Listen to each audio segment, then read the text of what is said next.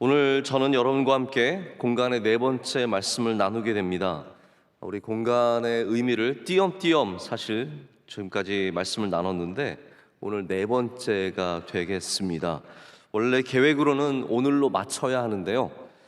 조금 더 남아있는 내용들이 있어서 좀 고민을 해보고 있습니다.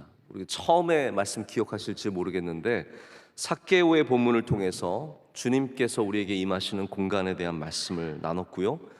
그리고 나서는 우리를 길러내는 공간, 그리고는 치유와 위로의 공간까지 말씀을 나눴습니다. 오늘 네 번째는 모든 사람들에게 필요한 단단한 공간이라는 제목으로, 좀 긴 제목으로 말씀을 나누려고 합니다. 공간은 하나님의 메시지를 전달하는 굉장히 중요한 수단입니다. 매개체입니다. 생각을 해보십시오. 오늘이 대림절 첫째 주일인데요, 하나님께서 독생자 예수 그리스도를 이 땅에 보내실 때 베들레헴의 마국간에 보내셨습니다. 말 구유 위에 태어나게 하셨습니다. 이것은 절대로 우연이 아닙니다. 이 공간에는 하나님의 메시지가 담겨져 있습니다. 바로 겸손의 왕으로 우리에게 오시는 예수님을 그 공간을 통해서 보여주고 계십니다. 그래서 우리가 공간만 보면 안 되고요, 반드시 메시지를 읽을 수 있어야 합니다. 그렇다면 우리가 살아가는 공간도 그냥 우연이 아니라 하나님의 메시지가 있지 않겠습니까? 여러분이 살아가는 그 공간에도 하나님이 주시는 무엇인가의 의미가 있지 않겠습니까? 광야라는 공간에도 그래서 메시지가 있고요, 실패의 자리에도 메시지가 있습니다. 성공도 그냥 복이 아니라 메시지입니다. 어쩌면 여러분에게 하나님의 뜻을 이루라고 하시는 하나님의 목적과 뜻을 담고 있는 메시지일 수 있습니다. 모르드게가 에스더에게 그렇게 말하지 않았습니까? 내가 왕후의 자리를 얻은 것이 이 때를 위함이 아닌지 누가 알겠느냐. 바로 그 자리가, 그 장소가 하나님의 메시지라는 것이죠. 그래서 우리의 모든 공간은 하나님의 뜻을 품고 있고 하나님의 뜻과 밀접한 관계를 갖고 있습니다. 만약 여러분에게 하나님께서 겸손의 공간을 허락하셨다면 거기서 반드시 겸손을 끌어안아야 합니다. 슬픔의 공간을 주셨다면 거기서 슬퍼해야 합니다. 그것이 예레미야 선지자의 고백이었습니다. 예레미야가 3장에 보면 이런 말씀이 있습니다. 사람이 젊었을 때에 멍에를 매는 것이 좋으니 혼자 앉아서 잠잠할 것을, 이것은 끌어안으라는 거죠. 그 멍에를 안으라는 겁니다. 주께서 그것을 그에게 메우셨습니다. 하나님께서 우리에게 주신 모든 것들이 하나님의 뜻을 갖고 있기 때문에 슬픔과 겸손과 어려움조차도 우리가 끌어안아야 된다라는 말씀입니다. 다윗이 사울에게 쫓겨다니는 이 광야라는 공간에 있었을 때 그가 들어야 하는 메시지가 무엇이었습니까? 내가 비록 지금 광야에 있지만, 지금 쫓겨다니고 있지만, 지금 어렵지만 하나님께서 나의 반석이 되어주시며 나의 요새가 되어주시며 나의 피난처가 되어주신다는 사실입니다. 그것이 바로 오늘 시편에서, 이 62편에서 다윗이 고백하는 중심적인 내용입니다. 다윗이 하나님이 그에게 이 세상에서 가장 단단하고 안전한 공간이 된다는 것을 알았을 때 그는 광야에서도 더 이상 두려워하지 않았고 오늘 말씀에 나오는 표현처럼 흔들리지 않았습니다. 할렐루야. 여러분, 흔들리지 않으시기를 축복합니다. 그러기 위해서는 우리의 삶의 이 공간에서 우리 하나님을 신뢰하고 의지하고 그에게 나아가서 시시로 우리의 고난과 어려움과 아픔을 주님께 토해내야 된다는 것이죠. 우리 인간은 원래 흔들리는 존재이며 연약한 존재입니다. 오늘 말씀은 우리의 공간이 얼마나 아슬아슬한 곳인지를 잘 묘사하고 표현하고 있습니다. 3절에 보면 굉장히 흥미로운 표현이 나옵니다. 다윗이 뭐라고 표현하고 있습니까? 넘어지는 담, 흔들리는 울타리다라고 말하고 있습니다. 이게 바로 다윗이 마주한 현실입니다. 다윗의 현실은 단단하지 않았습니다. 쫓겨다니는 다윗은 넘어지는 담 같고 흔들리는 울타리에 지나지 않았습니다. 나쁜 사람들이 마음만 먹으면 언제든지 넘어뜨릴 수 있는 아주 연약한 존재였습니다. 바람에도 쓰러질 수 있는 담, 사람이 흔들면 넘어질 것 같은 울타리, 이것이 다윗의 현실이었을 뿐만 아니라 우리의 현실이기도 합니다. 사람들은 이렇게 연약한 사람들을 도와줘서 세워주기는커녕 오히려 더 흔들어서 넘어뜨리려고 합니다. 다윗은 그 당시 아무것도 아닌 존재였습니다. 물론 훌륭하게 전쟁도 치른 전력이 있고 그렇지만 어느 면으로도 단단하게 자리를 잡지 못했습니다. 그런데 사울이 이 다윗을 미워해서 죽이려고 합니다. 특수부대를 이끌고 광야를 다니면서 다윗을 찾아내려고 이잡듯이 샅샅이 살피고 있습니다. 이것이 다윗이 얼마나 어려웠던 현실이었겠습니까? 참 다윗이 귀한 것은 자신의 존재에 대한 이해가 뛰어났기 때문입니다. 여러분 잘 들어보십시오. 우리가 하나님께 은혜를 받으려면 인간의 존재적 이해를 할 수 있어야 합니다. 내가 어떠한 존재인지, 우리가 어떠한 사람인지 여기에 대한 이해가 있어야 크고 놀라우신 하나님을 의지하고 신뢰하고 그분의 은혜를 받을 수 있습니다. 다윗이 다 귀하지만 존재적 이해가 뛰어났다는 것은 뭐냐면 자신을 대단하게 본 적이 없습니다. 내가 참 귀하다, 내가 참 대단하다, 다윗이 그렇게 말한 적이 없습니다. 자신이 얼마나 단단한지, 자기가 얼마나 용맹한지, 자기가 얼마나 뛰어난지 업적을 자랑하지 않습니다. 오늘 다윗이 자기를 뭐라고 표현하고 있습니까? 넘어지는 담 같고 흔들리는 울타리 같다라고 말하지 않습니까? 이게 다윗의 존재적 이해입니다. 하나님, 저는 넘어지는 담 같은 존재입니다. 지금 당장이라도 넘어질 수 있고 저는 흔들리는 울타리입니다. 언제든지 넘어질 수 있는, 쓰러질 수 있는 울타리입니다 라고 말한다는 것이죠. 그러니까 하나님, 제발 저를 보호하여 주시고 저를 살려주시고 저를 붙잡아 주시옵소서. 여러분, 그래서 그리스도인들이 할 수 있는 최악의 말은 내 주먹을 믿어라예요.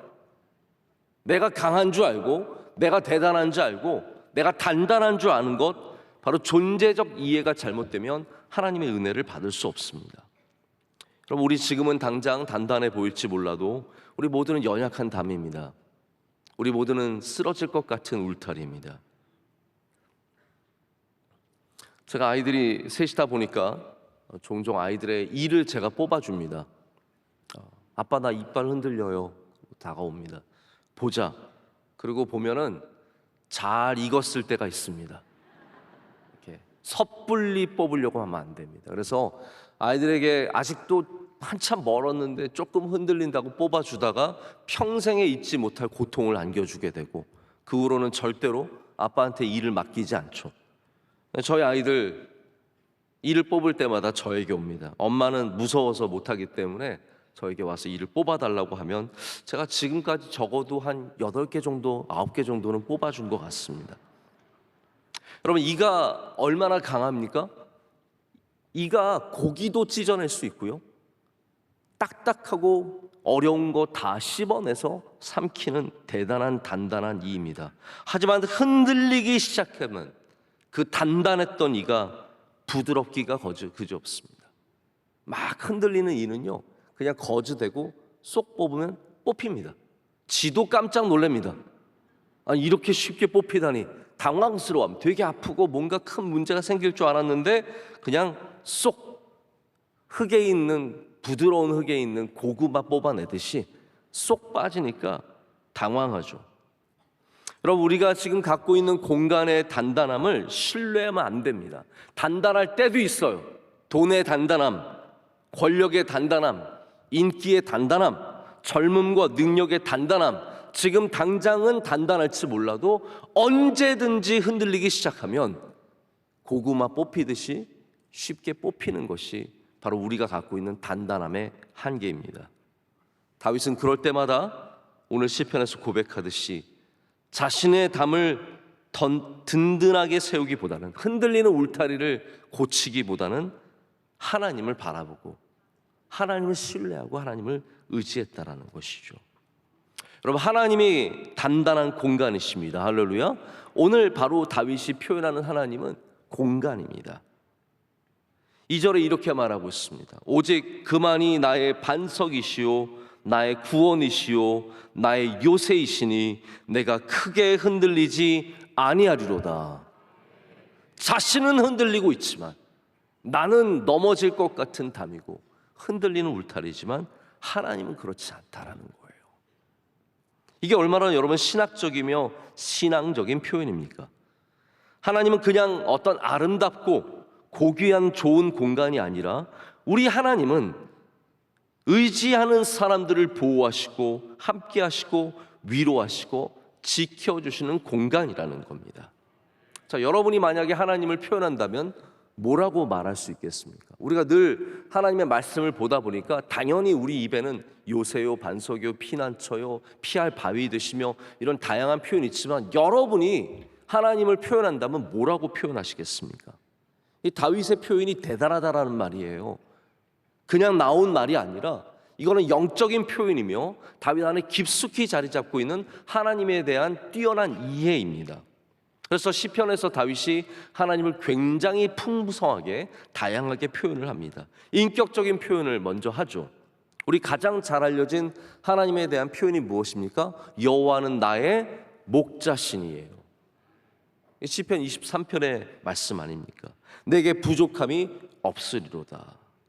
그런데 이렇게 하나님을 인격적인 존재로 표현하는 경우도 있지만 가만히 생각해 보세요. 시편에 보면 하나님을 인격적인 공간으로 훨씬 더 많이 표현하고 있습니다.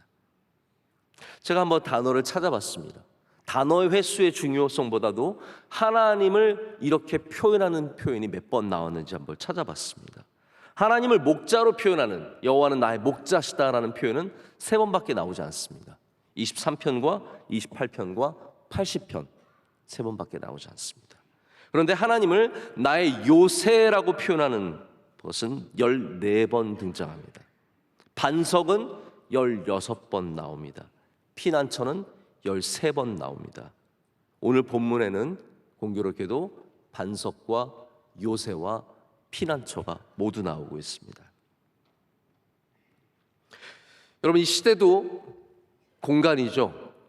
시간과 공간은 항상 함께 흘러가게 되어 있습니다. 이 시대는 어떠한 공간입니까? 이 시대도 넘어지는 담과 흔들리는 울타리와 같은 시대입니다.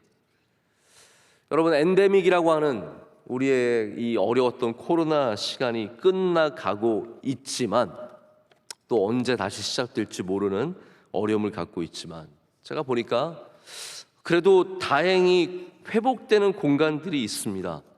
제가 보니까 호텔도 회복되는 것 같고 식당도 회복되는 것 같고 관광지도 회복되는 것 같고요. 저희가 이번에 제주도를 다녀왔는데 사람들이 얼마나 많은지요. 바글바글 됩니다. 공항에 사람들이 바글바글 됩니다. 호텔마다 사람들이 바글바글 됩니다. 놀이공원에 사람들이 많고요. 스포츠 행사마다 사람들이 많이 갑니다. 근데 여러분, 이상하게 교회만 회복이 더딥니다. 왜 그렇습니까? 저는 잘 이해가 되지 않습니다. 다들 그렇게 가고 싶었던 호텔 가면서 그렇게 가고 싶었던 교회는 여전히 멀리서 예배를 드리고 있습니다.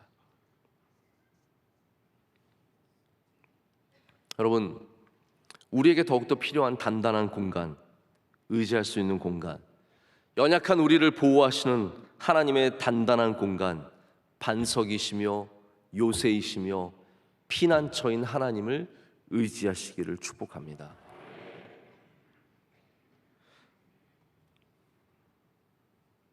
하나님은 우리에게 단단한 반석과 요새와 피난처가 되어 주십니다. 이 3가지를 잠깐 좀 생각을 해봤으면 좋겠습니다. 반석과 요새와 피난처입니다. 그럼 반석을 먼저 좀 생각해 볼까요? 예수님께서 마태복음에서 내 말을 듣고 행하는 사람은 반석 위에 집을 지은 사람과 같다라고 말씀하십니다. 이 말씀이 중요한 힌트입니다. 반석 자체. 제가 반석을 저도 늘 말씀 보면서 반석이라는 것이 여러 가지 의미가 있겠지만 명확한 의미를 좀 확실하게 갖지는 못했던 것 같습니다. 근데 제가 이 말씀을 오늘 묵상하면서 어떤 마음을 가졌냐면 반석이라는 것은 반석 자체로서의 가치도 귀중하지만 우리가 그 반석에 거할 때 얻는 단단함을 얘기하고 있다는 생각을 갖게 되었습니다. 하나님이 반석이시다라는 것은요, 하나님이 그냥 단순히 단단한 존재라는 것을 의미하는 것만이 아니라 우리가 그 위에 거할 때 얼마나 안전하며 단단한지를 얘기해 준다라는 것이죠. 하나님의 단단함을 의심할 필요가 뭐가 있겠습니까? 그러나 중요한 것은 우리가 만약에 예수 그리스도의 말씀 위에 거하면 우리는 흔들리지 않는 단단함을 갖게 된다는 말이에요. 여러분의 삶이 흔들릴 때마다 우리가 어디에 가서 거해야겠습니까?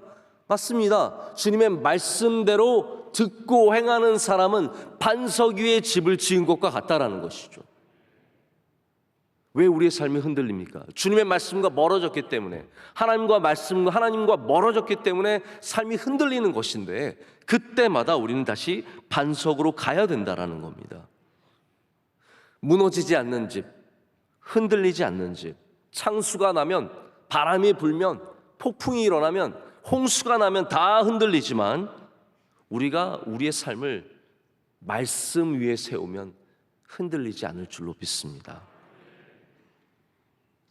여러분, 흔들릴 때마다 다시 여러분의 삶의 자리를 하나님께로 가져가십시오. 우리를 흔드는 것은 이 세상에 수없이 많이 있습니다. 변화무쌍한 이 세상이 우리를 흔듭니다. 사실 우리는 얼마나 작은 일에도 쉽게 흔들립니까? 오늘 교회 오다가도 이상한 일 한번 만나면 마음이 흔들립니다.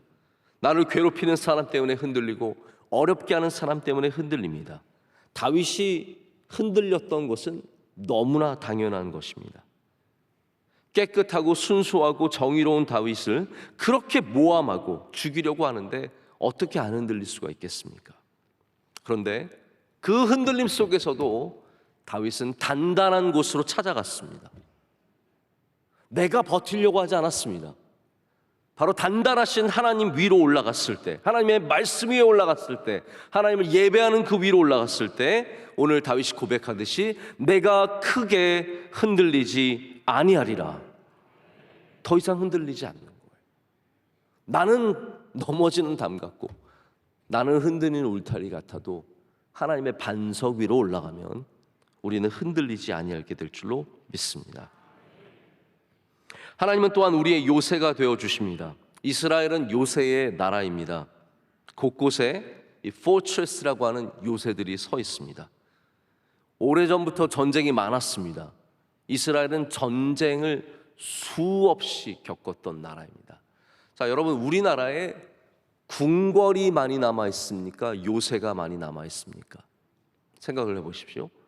우리나라의 궁궐들은 다 사라지고 이제 우리가 보고 있는 것들은 새로 지은 것들이지만 옛날에 있었던 것들 다 사라졌습니다. 그런데 신비하게도 요새들은 참 많이 남아 있습니다.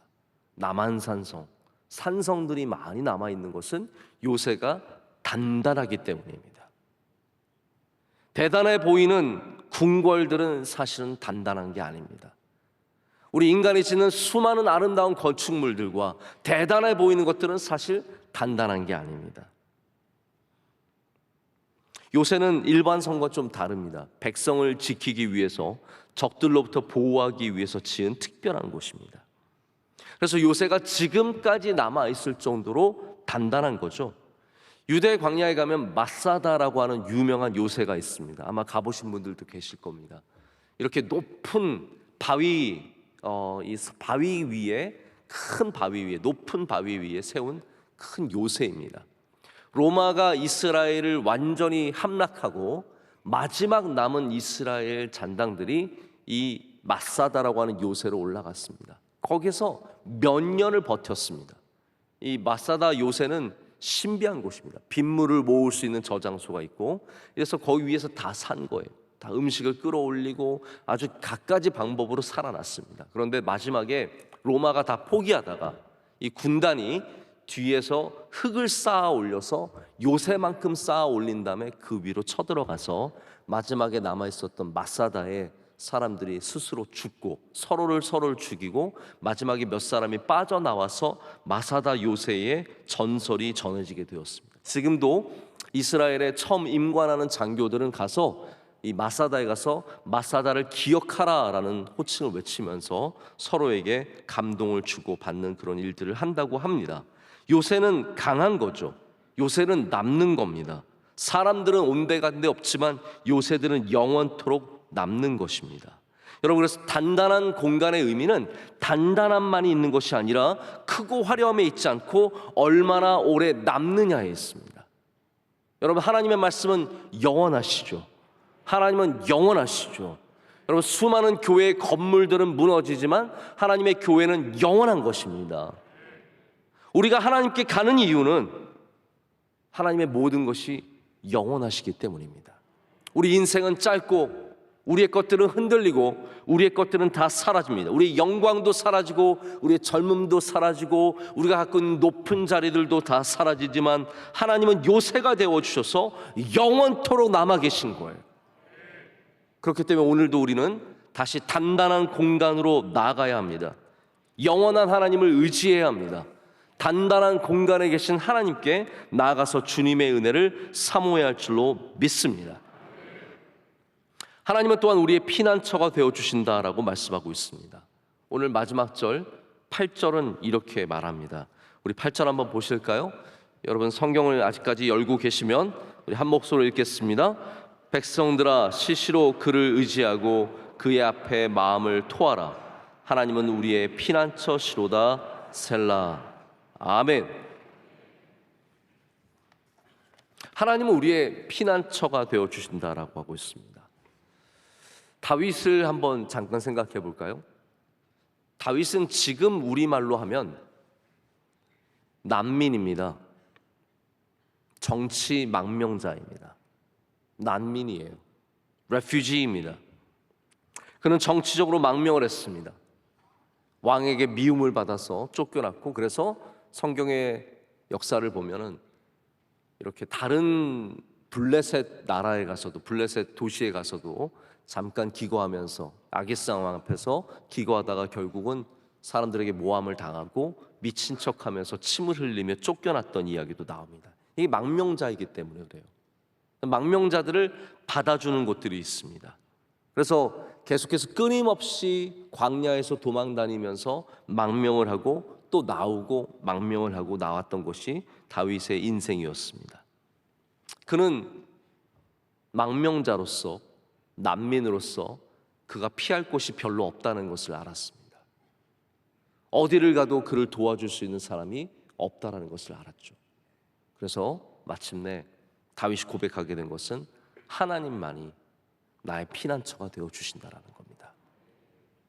내가 갈 수 있는 곳이, 도망칠 수 있는 곳이, 안전한 곳이 하나님밖에 없다는 것이죠.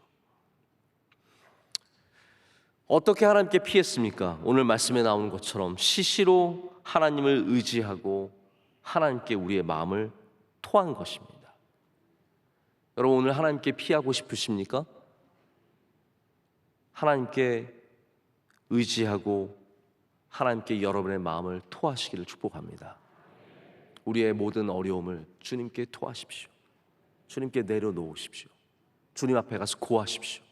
나의 연약함을, 나의 부족함을, 나의 병과 나의 실수와 나의 실패를 주님 앞에 고하십시오. 그럴 때 하나님께서 여러분을 단단하게 보호해 주실 줄로 믿습니다. 난민이라는 단어, refugee라는 단어는 프랑스어에서 왔습니다. 라틴 쪽에서 왔습니다. 난민이 어떻게 생겼냐면요, 원래 위그노를 지칭하는 말이 난민이었습니다. 위그노는 누구냐면 바로 종교개혁, 마틴 루터가 독일에서 종교개혁을 했을 때 프랑스도 같이 그 종교개혁의 흐름에 끼게 됩니다. 근데 여러분 아시겠지만 프랑스는 예나 지금이나 강력한 카톨릭 국가입니다. 프랑스는 개신교 국가가 아닙니다. 프랑스는 라틴 계통의 사람들이고 로마 계통의 사람들이기 때문에 여전히 그 로마의 신앙들을 그대로 갖고 있고, 예전에는 프랑스에 교황청이 있을 정도로 강력한 카톨릭 국가입니다. 그래서 개신교인들이 생겼을 때 그들을 핍박했습니다. 그들을 천하게 낮춰서 부른 이름이 위그노입니다. 위그노들은 난민이 되었습니다. 정치적으로 망명을 할 수밖에 없었습니다. 도망 다녔습니다. 그래서 그들을 지칭하는 말이 바로 refugee가 된 것이죠. 여러분, 어쩌면 우리 그리스도인들은 다들 연약한 망명자들 아니겠습니까? 난민들입니다. 우리는 세상에서 환영받지 못하는 그런 난민들입니다. 저는 우리 대한민국이 비교적 이 종교 간의 갈등이 없는 아주 드문 나라라는 것을 알고 있지만, 동시에 이 사회가 기독교에 매우 배타적이고 적대적이라는 것도 우리가 인정하지 않을 수가 없습니다. 여러분, 그 일들을 누가 합니까? 미디어와 정치가 우리 기독교를 더욱더 적대적으로 이미지를 만들고 끌고 갔는데 영향이 없다고 말하지 않을 수가 없습니다. 수많은 교회들이 있고 영향력 있는 그리스도인들이 있어도 세상은 우리의 믿음을 영원히 환영하지 않습니다. 여러분, 어디에 가서 그리스도인으로 환영받을 거 너무 기대하지 마십시오. 이 세상을 우리는 난민으로 살아갈 수밖에 없습니다. 망명자들로 살아갈 수밖에 없습니다. 우리는 이 세상의 수많은 도전과 우리를 핍박하는 그런 수많은 시스템 속에서 살아야 하기 때문에 더욱더 우리는 단단하신 하나님을 의지해야 합니다. 세상을 의지할 수 없습니다. 그 어떤 누구도 여러분의 믿음을 도와주지 않습니다. 우리 신앙을 도와주지 않습니다. 어려울 때 우리를 도와주지 않습니다. 우리 모두는 하나님의 단단한 공간이 필요합니다. 제가 한 8년 정도 전에 케냐의 북쪽에 위치한 카쿠마라고 하는 난민 캠프를 다녀온 적이 있습니다. 제가 그때 당시 아프리카 선교를 하시는 여러 목사님들과 함께 가게 되었습니다. 케냐에 가서 대학생 선교 단체에서 말씀을 전하고 또 캠프를 여는 일들이 있었는데, 처음에 저희가 가자마자 나이로비에서 비행기를 타고 에임이라고 하는 선교 단체가 있어요. 그래서 이 아프리카 인랜드 미션이라고 해서 이 내륙에서 선교 활동을 하는 그러한 사람들이 갖고 있는 단체인데, 이 선교 단체가 힘이 있어요. 그래서 비행기가 여러 대가 있어요. 그래서 경비행기가 있고 그 경비행기를 운전하시는 분들도 있고 선교사님들이 다 비행기 파일럿이 되어서 비행기 참 멋있지 않습니까?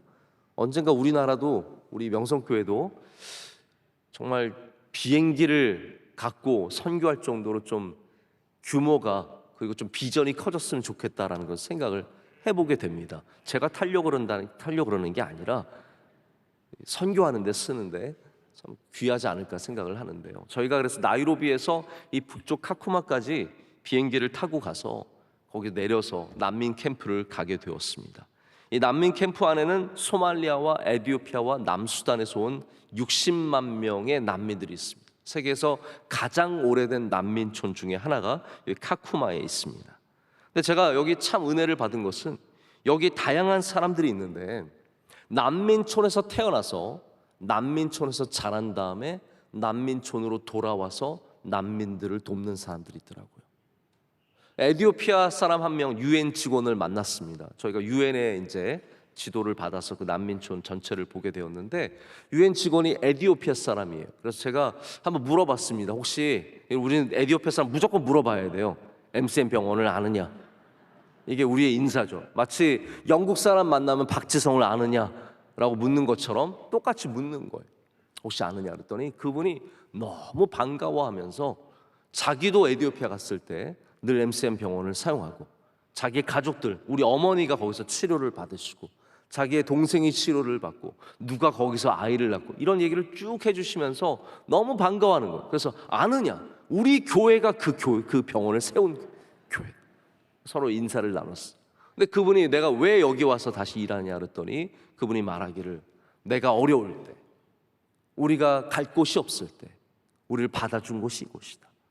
나는 그래서 잘 됐지만, 나는 공부도 많이 하고 배운 것도 많고 한 것도 많지만 갈 데도 많지만 내가 여기로 다시 돌아와서 이곳을 다시 돕고 세우는 역할을 한다. 수많은 갈 곳 없는 사람들, 흔들리는 사람들을 붙잡아주기 위해 여기 있다라고 얘기하는 것을 듣게 되었습니다. 제가 더 하나 재밌는 얘기를 들려드릴까요? 이번에 호주 축구 국가대표 선수인 아워 마빌이라고 하는 선수가 있습니다.